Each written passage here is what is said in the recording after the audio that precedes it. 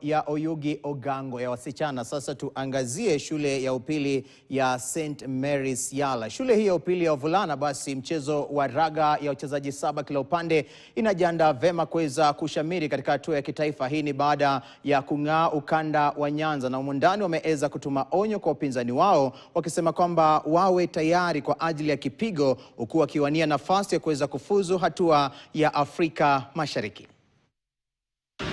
We were the champions county, we were the champions regionals, we were the champions. We lifted the trophy. Now we are heading to the nationals. Our target is to carry the trophy. We have conditioned the boys well. Physically, they are fit. We have mentored them, whereby we have instructed them what to do. And we have done all it needs for them to win the trophy. And all this are through the support of the administration led by our chief principal, Brother Victor Makanda.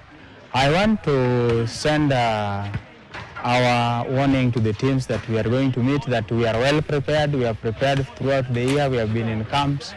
We are prepared and we are ready to lift the national championship in both rugby sevens, basketball 3-on-3, as well as tennis, and represent the country at the East Africa Championship that will be held from 14th to 24th in Kakamega. Haya, tuachane basi na maandalizi hayo ya